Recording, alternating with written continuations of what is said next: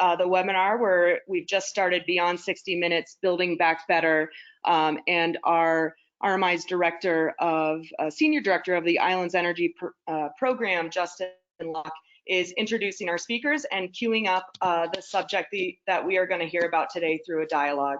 I also wanted to note that 25 minutes on our agenda for question and answer, and you can pose your questions anytime during the broadcast, and we will address them in the Q&A portion of the webinar in the last 25 minutes. So apologies for the inconvenience, and Justin, I will hand it back to you. Great. And so Kelly, do you need me to introduce all the panelists again? That would be fantastic, just a brief introduction. And for all of you just joining us, you'll see the names and images of our panelists throughout the screen. And then you'll also see some great photos on the ground of our team and our partners who filmed the 60 Minutes episode. So you'll be able to see who we're referring to right there on the left of the screen. Okay. Well, yeah, thanks, Kelly. And again, thanks for everyone for joining today and taking time out of your busy schedules.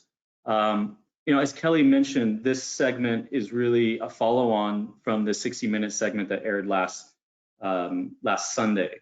We have an exceptional panel here today. We're joined by Dr. Rhianna Neely, Director of Climate Change with the Ministry of Environment in the Bahamas, calling in from Nassau. We also have Mr. Chris Burgess, Director of Projects with the RMI's Islands Energy Program, and Mr. David Gumbs, our most recent hire, Senior Consultant with Islands Energy Program, and obviously former CEO of Anguilla's electric utility.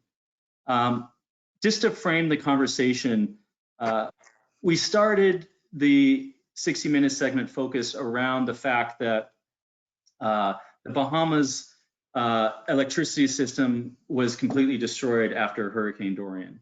And the Bahamas, like many other countries in the Caribbean, had essentially adopted the developed world's energy system architecture, which is characterized by large, centralized fossil fuel generating assets that transmit power very long distances to where people and businesses consume that power. And what we have realized and has become more evident more recently with the intensification of climate change is that that system architecture is inherently vulnerable to disruption derived from disaster events, whether it be the fact that it has a single point of failure, or the fact that the further you are away from where that power is generated, the more likely your power will be disrupted during a disaster event. And that is endemic in whether you be in the West, where fire is a significant risk, in the Midwest, where flood is a risk, or in the South or the East, where high wind events are a significant hazard event. And what was highlighted in the 60 Minutes segment was the fact that places like the Abaco Islands and the larger Bahamas are incredibly vulnerable to the intensifying impacts of climate change. Over the last 150 years, there's been 34 Category 5 hurricanes recorded in the Atlantic. 10 of those have come in the last 15 years. And 5 in the last 5 years. So the historical trend is that these events are increasing in number and in intensity. And what that is doing, it's driving Caribbean countries in particular, as well as countries around the world, to think about how to move to a more resilient energy system, because the electricity system is the lifeblood of the economy, and when it's disrupted, it has follow-on impacts to the health sector, transportation, et cetera, et cetera. So how do we create a more resilient, lower cost electricity system? And this is essentially what the Bahamas is going through now in the Abaco Islands as it looks to rebuild after Dorian destroyed over 90% of the electricity system.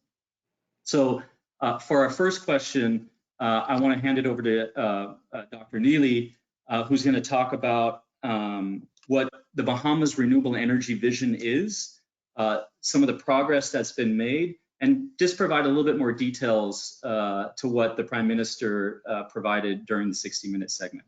Dr. Neely, over to you. Okay, so the Bahamas actually has an energy policy that was established in 2013. The policy states that we want to introduce 30% of renewable energy into our national grid by the year 2033. Much of that work has been accomplished through our assistance with Rocky Mountain Institute. They have functioned as the technical backstop for the ministry. We have a very small team, and so much of our work would not have been successfully executed without their assistance. Since then, we started working with them in about 2014, and since then, we've conducted several energy audits across public buildings so that we would determine which buildings were viable for renewable energy installations. We've also written and received several grants for renewable energy projects, one of which is actually going to be opened at the end of the month. It's a solar installation at one of our public schools. We have also had a car park solar installation at the National Stadium. Both of these actually won, as you can see on the screen, won a award for CREF 2019. Rocky Mountain actually applied for the award for us through the project. We won in both categories for best energy distribution as well as best solar for the solar car park. Rocky Mountain was also very assistive for us with the procurement of our technical coordination of the projects. As I stated earlier, we have a pretty small team.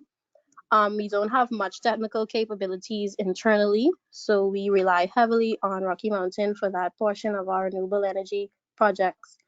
We've also started work with them on our Office of the Prime Minister. We'll be doing a solar installation at another car park there at the Office of the Prime Minister.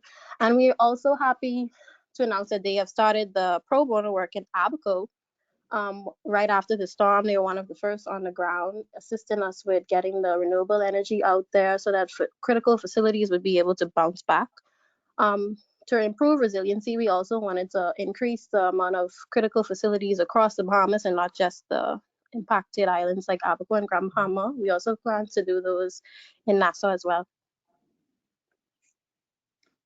Great. Well, thank you for that overview. There's obviously been a lot of accomplishments in the last few years. I want to transition over to Chris Burgess. So Chris, obviously RMI's Islands Energy Program was featured heavily in the 60-minute segment. And obviously Dr. Neely just outlined several ways in which RMI is supporting the Government of Bahamas. But how specifically does RMI support not only the Bahamas, but countries across the Caribbean with bringing renewable energy projects to the market that are well thought through and ensure that you have investors behind that as well? Yeah, Justin. The Rocky Mountain Institute differentiates ourselves from other nonprofits in the region because we identify the projects through a diverse and multi-stakeholder approach from both utility and government. So we first align on what should be and how they can be implemented. The second differentiator is that, as you heard from Dr. Neely, many of these governments and utilities they don't have the inherent capacity and skills and experience as you would in the United States, that has a plethora of renewable energy installations in most jurisdictions. So we come in and we train and we help the governments and utilities put their first projects in the ground, and we do that really side by side. So we are in partnership with the government and utility. What we're trying to do, Justin, is become a commercial catalyst. So, you know, putting solar on a roof is no different than putting HVAC or appliances in a home. I mean, that's where we want to get the renewable energy sector in the Caribbean. And to hand that over to the commercial sector too early would be full of too much risk, right? And we would see a soft cost run up because the precedents with regulation and permitting and understanding of all the different stakeholders just simply would be too early.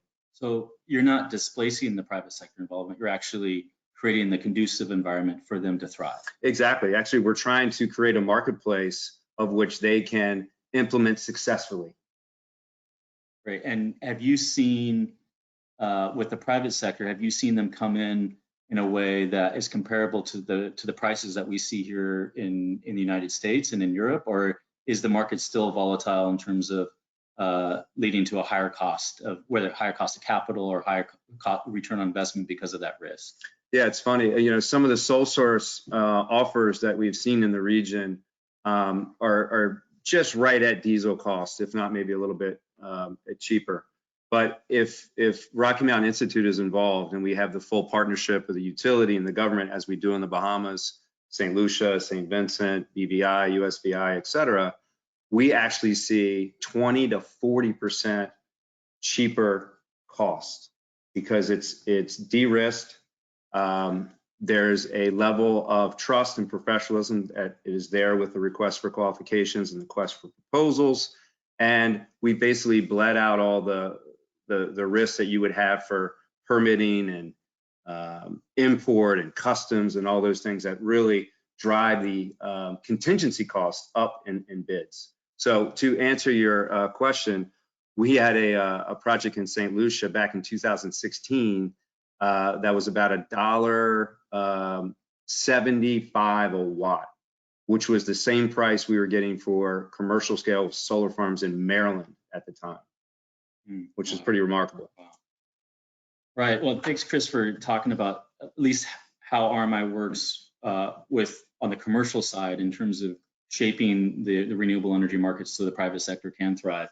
Now, David, I want to turn to you because you've actually been through this, right? You've Cat 5 hurricane hit Anguilla when you were CEO of the utility there, and you had to think practically about how you rebuilt your system. That's correct. Now, you know, we talked a little bit about this, obviously, in the 60 Minutes segment, but a couple of different things came up. One, you know, are these new renewable energy assets, can they withstand Cat 5?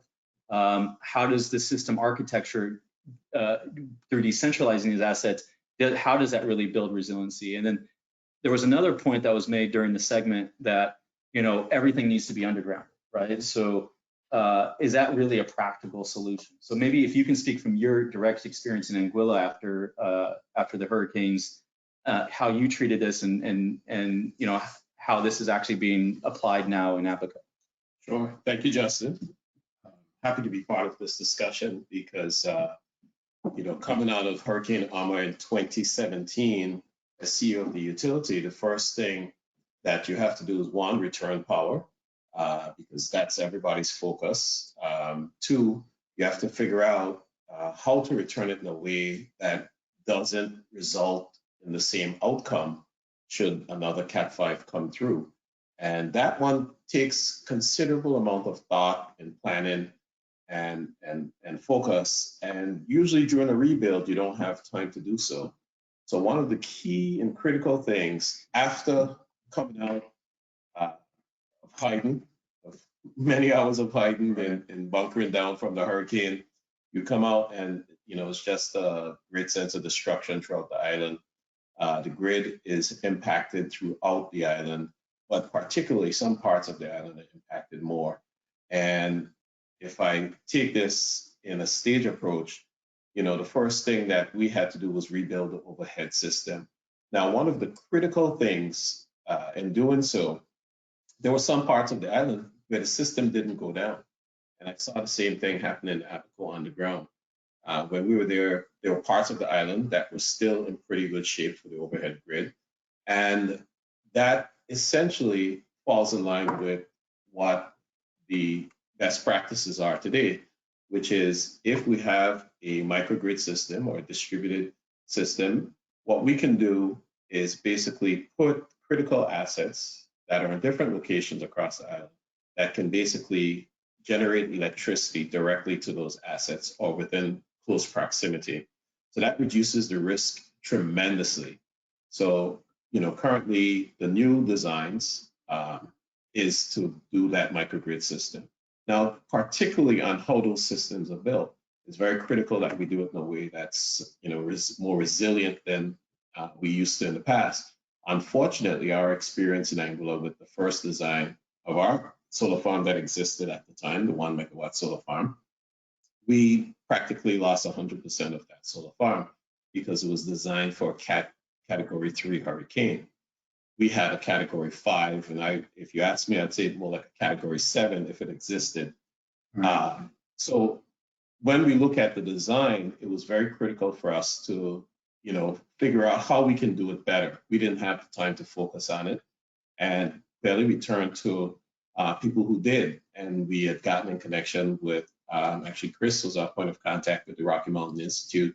And it was so, we had a sense of relief because what essentially happened is Rocky Mountain came in, gave us the resources financially and pro bono essentially helped us to develop new standards that we could rebuild under for the new solar farm system that would make it Category 5 resilient. And I think a lot of the information from that can be found on the first white paper, Solar Under the Storm, which was a very popular paper because it basically gave a roadmap for how to do a new design for critical solar farm system in the Caribbean that would be Category 5 resilient. And I've seen much of that come into play in some of the new systems.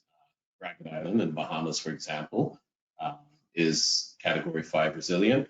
And what that allows us to do basically is to have the comfort that these systems will be available and will be able to survive the storm to service critical facilities such as hospitals and water treatment plants or any critical facility. And in Angola's case, my last point, in Angola's case, it was very helpful that the western part of the island, which is our tourism hotbed, there was some damage critical, but there were certain hotels that were available and had beds ready, but didn't have power. So if we had a microgrid station on that part of the island, we would have been able to restore electricity to that part of the island to bring in economic revenue for the island that helps everybody across the board, and including having the beds available for much of the aid workers and everyone else who came in to have beds available for them. Yeah, well, thanks for sharing that story, David. And I know we're really lucky to have you on board to start applying these lessons in other countries as well. I want to just shift gears a bit to go back to Dr. Neely to specifically just spend 1 or 2 minutes to talking about what are the specific next steps that are going to happen on Abaco to realize the vision of a decentralized, resilient, renewable electricity system architecture. So Abaco is pretty much gonna be the second Ragged Island, if I'm making sense to you. They have plans to make it as green as possible, but we also want to begin the microgrids as soon as we can. We want to make sure that they're installed on the critical facilities, as I mentioned earlier, so that in the event that we have a second Dorian in the next hurricane season, we'd be able to bounce back as quick as possible. Great, thank you for that. And the Caribbean is on the front lines of climate change, right? These disasters are intensified and really focused in large part in the tropics. And that is really forcing Caribbean countries like the Bahamas to move to a more resilient, decentralized system architecture. But as Bill Whitaker pointed out during the 60 Minutes segment, this is really a model that can be replicated anywhere in the world, right? Whether it be, like I said in the beginning, in California with fire risk, in the Midwest with flood risk, in the East and South with wind risk, and also with seismic risk, which we saw in Puerto Rico. So, Chris, do you mind just giving us a little bit more insights on, how is the Caribbean experience applicable outside of the Caribbean? Yeah, sure, Justin. But before I do, I just want to, show a bit of gratitude to Dr. Neely and her small staff. Not only is she responsible for leading the public sector renewable energy transition, but her and her team just have so much on their plates in terms of environmental initiatives. They've got incredible debris to deal with in Abaco, Grand Bahama. They have many initiatives to rid the country of styrofoam and plastics. They're obviously regulating their sensitive coral reefs and their blue economy and all the ecology around the Bahamas. So just to be able to be a supplement to their team is an honor for an RMI. But back to your question on Abaco and its model. this is the future of the grid, right? Everything is electrified, everything's online. It's just how do we get there? And to us, the most pragmatic step is let's take care of the facilities that we know we have to keep online because it means life or death. That's water, it's hospitals, that's the airport when you have to do medical triage, medical evacuations. Telecommunications. So it just makes sense to keep these critical nodes, these critical facilities online with clean, renewable, resilient power, like a data center. And the beautiful thing about it is, you know, RMI being the economic thought leader that we are, this is actually the least cost approach. We're not adding on any type of additional costs. We're saying, listen, let's reduce your burden in the generation section by putting these assets at the critical facilities, letting them be a part of the grid, work with the grid all day, every day, and then be able to decouple an island when you need them during a grid event, during a hurricane, during an earthquake, as we just saw in Puerto Rico with those small microgrids that stayed online. So this is almost serendipitous that this exact conversation is happening all around the utility and renewable circles in California right now with the fires, because it's literally the same model. Right. And the islands are really kind of pioneering this approach, which is really utility led as well. Right. Right. No, that's we've definitely seen that firsthand, and we actually have the data now that these microgrids do survive storms and keep power onto those critical facilities. We actually have the data for that now, which is incredible. So, David, last question to you before I wrap up and then move to Q&A. One thing that was highlighted during the 60 Minutes segment is the capital outlay that is required to make these initial investments, knowing that they obviously will be cheaper than business as usual because you're not using a very expensive fuel, but that initial capital outlay is required to make this happen. So how are utilities and governments thinking about this? So, you know, if I could approach it from a government perspective, and if the utility plays a critical role because the utility already has a lot of the investment embedded in any new startup would face. So you have employees, you have infrastructure, you have critical equipment, and you have technical expertise that would essentially be able to be contributed towards the transition. So it lessens the burden, it reduces the cost, and then the utility has a network and sort of an imperative to serve all customers throughout the country. And so the utility's role is already sort of set and aligned with directionally where you want to go. So to make it more efficient, get it at a larger scale, utility plays a critical role. The private sector also has a role to play. The amount of investment that's required to make this happen is not going to be available or it's not going to come from one source. And the utilities themselves really have heavy burden in terms of providing electricity. As the transition to cheaper sources and away from fuel or diesel in most critical cases, it allows them to basically reinvest much of that into these new technologies. So they do play a critical role, but the private sector is going to have to play a role because the level of investment that's required is so significant that everyone has to sort of partner. Great. Well, thank you for that. And I think just to kind of wrap things up and then move to Q&A, the Caribbean really is at the epicenter of climate change, and we're seeing that again and again. At the same time, the Caribbean has demonstrated steps of actually being the global thought leader for what a future electricity system looks like. And so it really has gone from one of the victims of climate change to a global solution provider. And over the next few years, we're really going to see the energy transition in the Caribbean scale.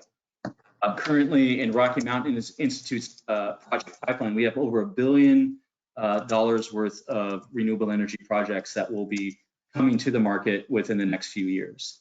But that's not enough. And we realize that in order to realize a renewable future for the Caribbean that provides a model for the rest of the world, we have to move quickly. And we've done some preliminary analysis that the Caribbean is actually, all the hard work has been done, right? The regulatory framework has been invested in, the policies are in place, and now we need to scale. And in order to scale the Caribbean from essentially low teens of renewables as a total installed capacity versus fossil fuels, to 90% renewable energy, and that's again 31 countries in the Caribbean, would roughly cost around $84 billion. Now, that would save $9 billion in fuel costs per year for the Caribbean for those 31 countries, which is an incredible amount. And that would go to directly benefit 43 million people. Now, to unlock that $83 billion investment that is required to move the Caribbean to 90% renewable over the next few years, RMI, we think that with $20 million over the next 3 years, we can catalyze that market and bring dozens and dozens of renewable energy projects to the market for private sector investment. So we've developed a campaign called the Island Nation Challenge that seeks to mobilize those types of resources. In addition, specifically for the Bahamas, we're looking to raise an additional $2.5 million US over the next 3 years that will go directly into helping the Abacos, East Grand Bahama, et cetera, rebuild using primarily renewable energy infrastructure as they rebuild after Dorian. Again, we are still heavily invested in countries that got hit from Irma and Maria in 2017, including Puerto Rico, where we're looking for an additional $5.4 million in technical assistance grant resources to unlock the microgrid market there over the next 3 years. And in the British Virgin Islands, which we've also been very active, we're looking for an additional $2.1 million over the next 3 years that will help realize the National Energy Transition Strategy that RMI developed and fully decentralizing the energy system in the BVI. Now, I know for most households, this sounds like it can be a little bit intimidating, these types of numbers that I'm throwing around here. But I do want to say that every little bit counts, even if it's only $20. All that funds goes directly into mobilizing clean energy projects for the Caribbean for the private sector to invest in. So every little bit counts. So once again, we appreciate everyone joining today. We're going to open it up for Q&A. And while you are looking to get your question, please do visit us at rmi.org, where you can find a very easy accessible donate button. And again, any amount really helps countries like the Bahamas, Puerto Rico, David's home country of Anguilla, and the British Virgin Islands. So thank you again, and I'll hand it over to Kelly to start fielding questions from the audience. Perfect, and we've got a few great questions thanks to all of you who have been typing in as we continue our dialogue. So the first question is, how does this new energy infrastructure and this decentralized energy system and microgrids really allow for a plug and play of other technologies? Is it dependent on solar, or how can we integrate additional renewable energy technologies? That's a great question. So I think I'm going to maybe start with Chris there and think about that from the commercial perspective, but then David, if you can also join in on the utility perspective, because this also offers new forms of business lines for the utility as well. Yeah, that's a great question. No, it doesn't depend on solar. It really depends on the microgrid controllers, which is kind of that brain or the computer, and batteries. That's what the default system would absolutely need to function in this new, segmented microgrid mode. Now, the inputs to that microgrid could be wind, could be wave power, could be geothermal, could be backup thermal assets. So the generation is really somewhat agnostic to the new controls that are out there. It's really the ability to go from a grid resource to a localized critical facility resource, and that's all done with software and switching. So excellent question. But I'd like David to really elaborate, because batteries and computer systems are really digitizing an old mechanical and analog system throughout the Caribbean. And David can speak really well to what batteries will do to those type of diesel-centric grids. So from a utility standpoint, your concern is going to be about reliability and the quality of electricity that's being provided. So I think it's agnostic to, like you mentioned, to the actual source. It's just that the output has to meet a certain standard of quality. And the battery, in terms of the output meaning the electricity that you're producing, generated, that is going to pumped into the grid, has to be of that standard. So that's, you'll get the standards from the utility, the frequency and everything associated with the output. Now, batteries have provided a excellent opportunity because, not so much because the technology has come a long way, but it's changed and grown a lot in recent, say, the last 5 years. Well, and but cost cost is the critical factor. The cost has decreased significantly. So now battery could be added to a solar PV or wind or wave or any other technology that is out there that may not have that continuous level of production or meet the quality of electricity that the utility demands. So it provides a great opportunity for us to do a lot of things and basically work with any technology. Great. Kelly, next, do you have another question teed up? Absolutely. So there, it seems we have an attendee who is on Abaco as we speak and has some questions about where in Abaco these mini grids will be installed. You talked a little bit about shoring up critical facilities, but if we could get more information on that, that would be great. And then just more generally, what are your future plans for rebuilding the energy system in this way in Abaco and other impacted islands? Great. So maybe Dr. Neely, you can take the first stab at that, and then Chris, if you want to fill in, that would be great. Audio is in and out, but I think I heard that she wants to know where the microgrids are intended to go. Yeah, the specific locations and facilities around that those will be located. Okay, so we are looking at clinics. I know that there is a clinic in Marsh Harbor. Clinics, water facilities, perhaps the airport. We're also interested in looking at creating a centralized hub, almost like a function of the way that NEBA function now, so that once a storm or some type of disaster hits, communication and everything can still be facilitated through this hub once it's able to bounce back and it's resiliently built. Great. And Chris, you want to maybe add some detail maybe on the large microgrid that will go between the hospital that was and the schools that was featured on 60 Minutes? Yeah. When you and I were walking up the hill with Bill Whitaker, that hill is right in between the government complex in Marsh Harbor and the Marsh Harbor Health Center or hospital. And it'd probably be about 15 acres of solar panels, which is right around 4 megawatts, which is huge for a critical facility.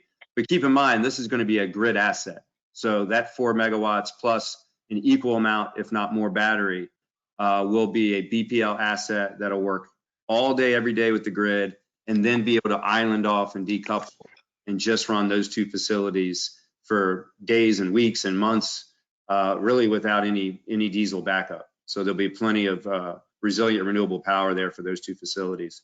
We're also targeting the water treatment, water pumping areas for WSC, which is very close to the Marsh Harbor Airport. So there'll be another microgrid system there working in the same manner with the grid all day, every day, then be able to decouple. And then we're looking up in Cooperstown as well as Sandy Point, just to make sure we take care of the citizens and the services that are in the north of Abaco, as well as in the south.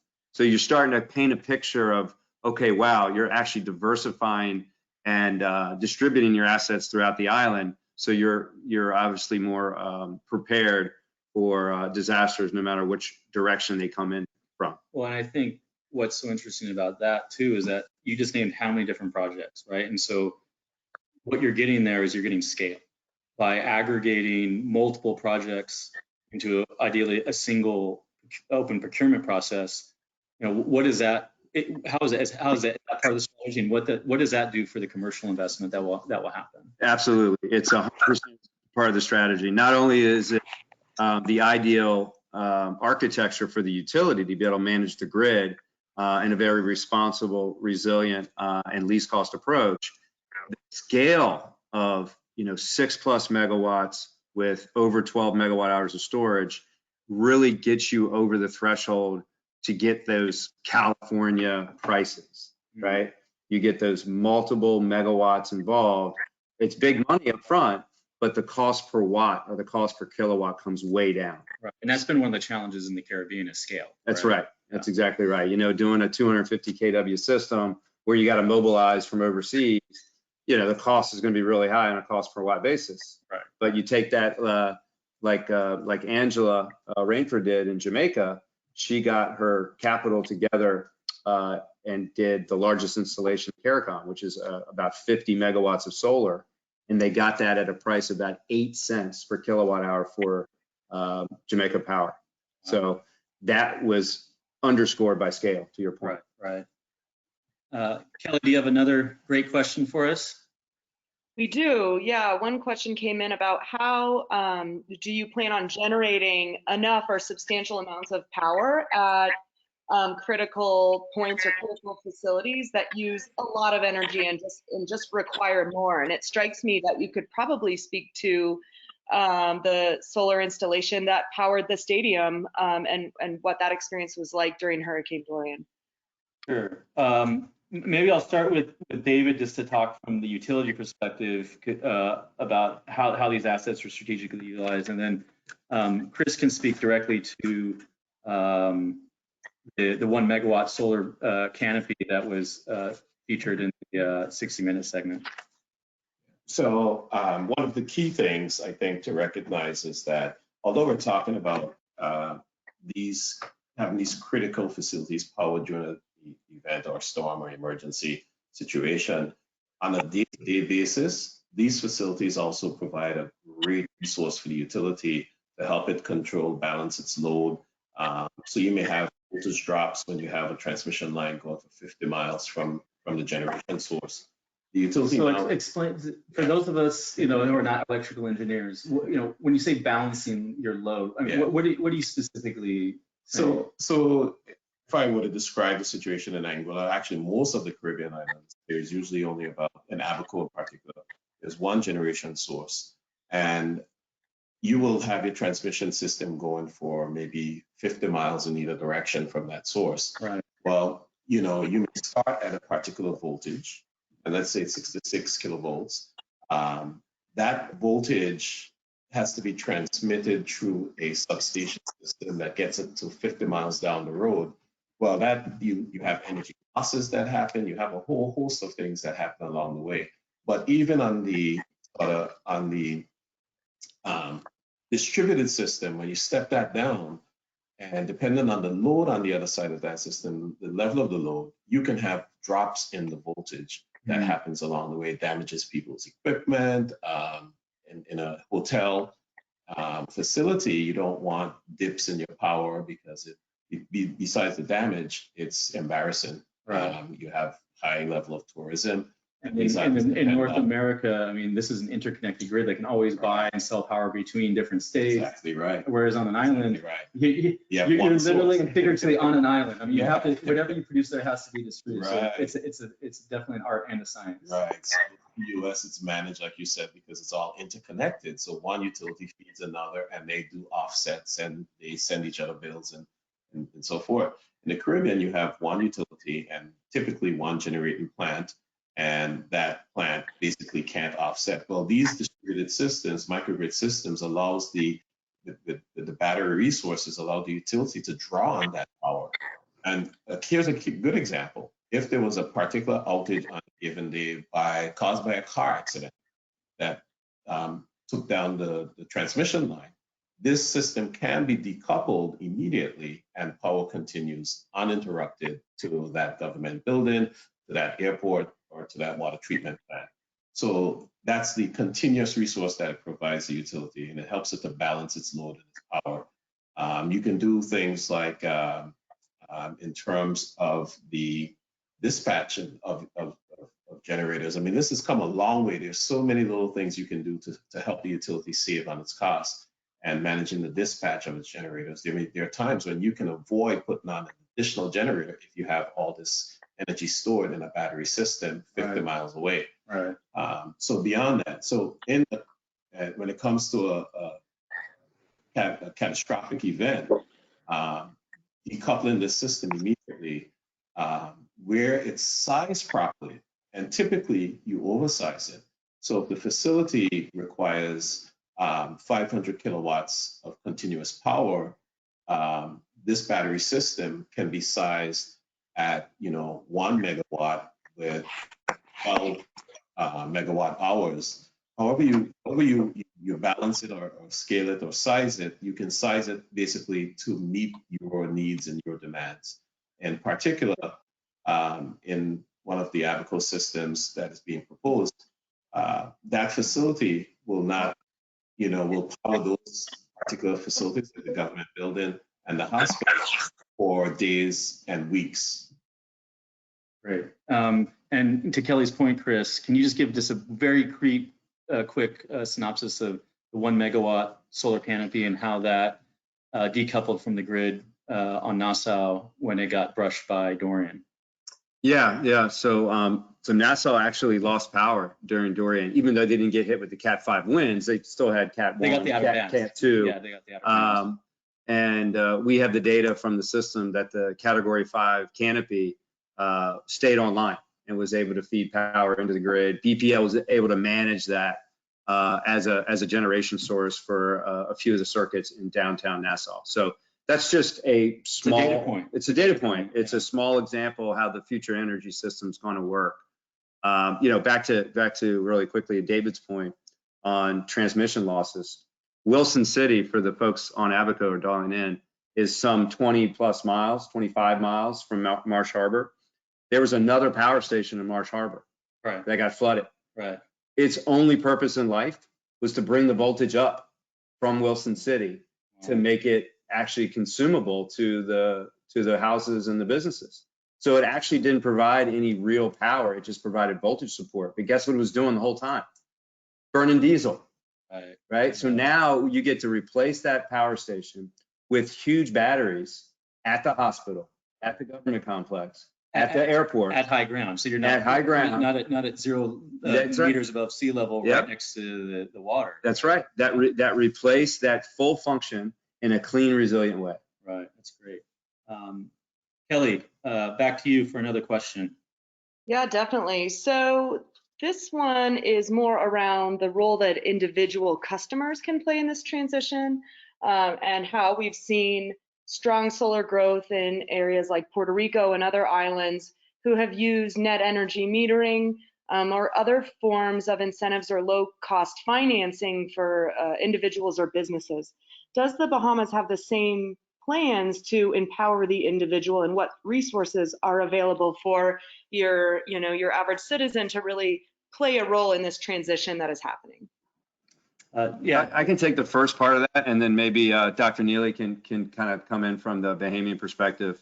So early on when RMI got involved, there was just the very beginnings of a net billing or a net metering program in the Bahamas. That legislation and those regulations are fairly mature now. There's something called the SSRG program, self-supply generation, so a consumer can self-supply, both as a residential or a home and as a business, I think up to 100 kW. And the economics are pretty good. Yeah, it's net billing. So you get to self-consume all of the solar power or the wind power, whatever it is, for your facility or for your home first. And then whenever you put back on the grid, it's given to you at a set rate, which I believe is the fuel surcharge. So that could fluctuate between 17 cents and 19 cents, depending on what the diesel market is doing. So yes, it's fairly mature compared with other Caribbean countries. And we hope to see a big commercial uptake here in the next year or so with the SSRG program. And Dr. Neely, did you want to add any additional color there about what the government is doing to support SMEs who are looking to start solar industry, distributed solar industries and homeowners as well? Yeah, so in addition to the small scale renewable generation program that Chris mentioned, there's also been tariff reductions and duty reductions. So all of those solar panels and the accompanying gadgets that you need for installation, they're all duty free. Several of the environmentally friendly or more interesting, I guess you can say, efficient items are now also duty free. So energy saving fridges, stoves, and other things that are more energy saving have all been made duty free in an effort to incentivize smaller or locals to invest in renewable generation. Great, thank you for that. Kelly, I think we have time for maybe 2 or 3 more questions. Yeah, absolutely. So a few questions have come in regarding scale.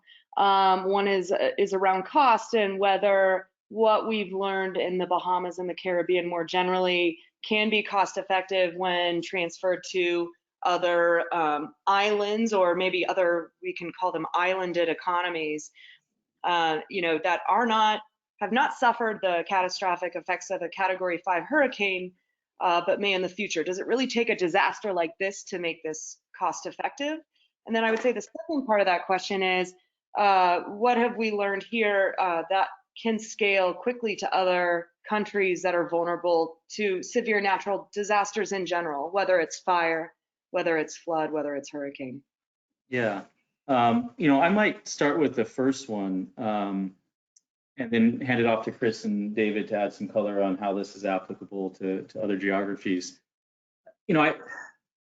We're moving into the next phase of the energy transition in the Caribbean. The first phase was really around aligning stakeholders around a common vision and really charting out that detailed plan around how you transition your economy, where the utilities business model and funding is kept whole, and citizens get a lower cost of electricity. And then actually moving forward and deploying projects to prove out that model, in addition to regulatory reform, policy reform, et cetera. A lot of that has been done, and really we're moving into the next phase of the energy transition, where projects, in the first phase were around 3, 5, 8, 10 megawatts. Now we're moving into a phase where projects are going to be much larger, where we're going to be connecting very large wind, solar, battery storage assets to the grid and really making transformational changes. And speak to Guyana. Yeah, I mean, Guyana is a perfect example, right? So in Guyana, we're working with Guyana Power and Light on a 40 megawatt solar PV project coupled with a 15 megawatt hour battery. That's a 100 megawatt grid. So, essentially overnight, Guyana is going to go from very low renewable energy to significant amount on the grid. So we're really at that inflection point in the Caribbean where projects of scale, many of which are already in our pipeline, but just need funding support to get to the market. You're going to see these coming online. And what the other part of this is, because so many countries now are going through this journey, is that you're going to have countries right next to each other, both going out with very large procurements for big assets that actually provide an opportunity to start aggregating projects, not only within countries, but also between countries. And a lot of this has been fostered and curated through an online platform managed by CARELEC, the Regional Utility Association, where the utilities have been exchanging ideas and really challenging each other to move more quickly in their energy transition. So we're already seeing price points at essentially subscale that we see here in the United States. And the next phase, again, is much larger projects that we see significant opportunity for scale, not only within countries and on single projects, aggregating multiple projects like we're doing in Abaco, but in countries that haven't been hit by a major disaster, And then, even opportunities to aggregate projects across countries, which will bring really, significant scale. On the second point, maybe Chris, you can expand on the original answer that you had on, how are we exporting this model through RMI's operations, whether it be in our Africa work and now moving into Southeast Asia and other places, California. How do we start to distill those lessons and get this information out there of what we're learning in the Caribbean? Yeah, and I think that's the beauty of RMI and its global reach and its really strong ties and network in the United States is, we don't have any proprietary information, right? We are an open book. We are a resource for utilities and governments and consumers and entrepreneurs. And so everything that we're learning in this transition in the Caribbean, which is at the forefront, we will be sharing through thought leadership. We're already seeing some of that. I was just interviewed last week about the California fires and how microgrids in the Caribbean are showing that decoupling ability with PG&E. So it's really all coming together. There was just a white paper release by Rashad and Maddie at RMI called Adapting to Fire, How Cities Can Enhance Resilience with Distributed Energy.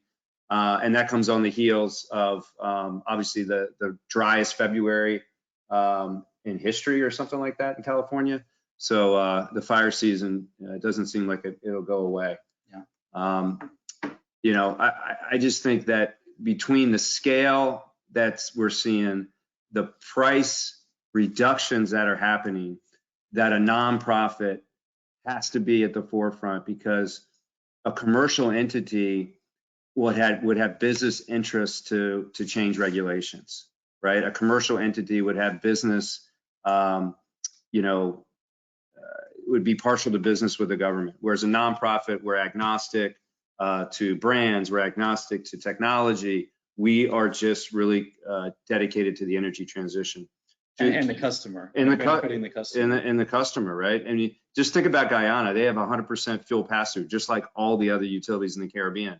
Well, how is that really going to resonate when 30 to 40% of your power is going to come from renewables all at once, right? Somebody has to help that regulation change, or there's going to be some really disappointed people with the fuel surcharge. Yeah, thanks, guys. Maybe Kelly, I think we have time for one last question before we wrap up. Great. A lot of individuals have asked what the funding model looks like for a lot of these installations, and I think that really gets into how will this scale. So how are projects funded? Is it a combination of philanthropic investment? Is it venture capital money? How are these projects funded, and how can people here really play a role in moving this important work forward? Yeah. So Chris, this is your bread and butter. This is what you deal with every day. Yeah, I mean, this has just been proven over and over again. So we've got, with partners like David and Owen Lewis and Fidel and Rhianna, we have the very first renewable energy projects in 6 different jurisdictions. And we really haven't teetered off of the model. The model is the same. We take donor funds to philanthropic funds to pay our salaries, pay our travel, to spearhead the first projects that need regulation support, they need permitting support, they need training at the utility and the government. And we're able to do those projects, not just show them the plan on how to do it, not just help them with the policy on how to do it, but actually be partners with them from concept all the way through commissioning. So we help run the procurements, we oversee the contractors, we oversee the milestones, we make sure it's energized, we keep the contractor on board for at least a year. That way all the performance is in there. So I think that's the real difference of what we are. And then we get out of the way.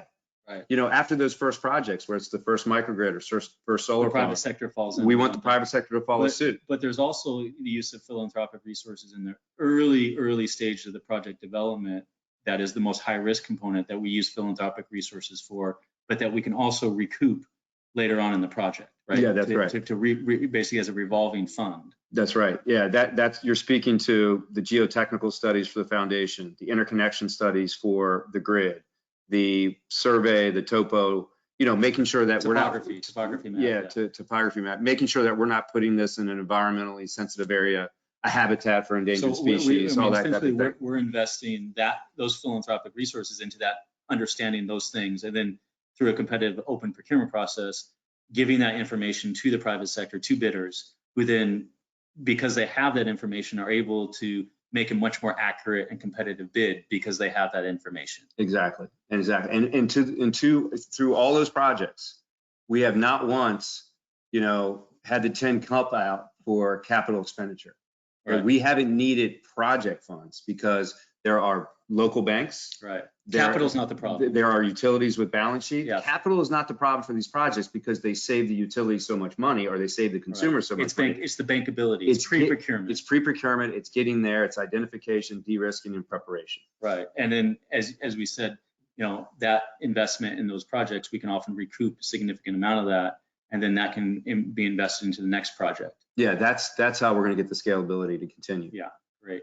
Well, on that note, I do want to thank everyone for joining the webinar today. We hope you learned a lot, and we do hope that you join our coalition of RMI and its partners to rapidly accelerate the energy transition in the Caribbean. As I said during the 60-minute segment, renewables make more sense in the Caribbean than any other place in the world. That is because it has a very high cost of electricity coupled with some of the best renewable energy resources in the world. Let's work together to make the Caribbean the first renewable energy region in the world, and be a real model for the rest of the world, and really stick a flag in the ground and go, this is a success and this is what can be replicated other places. So we do encourage you to go to www.rmi.org/donate and appreciate all your support. Thank you very much. Thanks, everybody. Thank you, and big thanks to all of you for your insightful questions. Of course, we weren't able to get to all of them today, but we'll address them in an upcoming blog, so stay tuned. We will also be distributing a recording of this panel. And thank you to all of our panelists. We really appreciate everything you shared and look forward to following up with what's next on rebuilding the Bahamas and beyond. Thank you for everyone for joining us today, and we look forward to seeing you next time. Thanks, Kelly. Thanks. Thanks, Dr. Neely.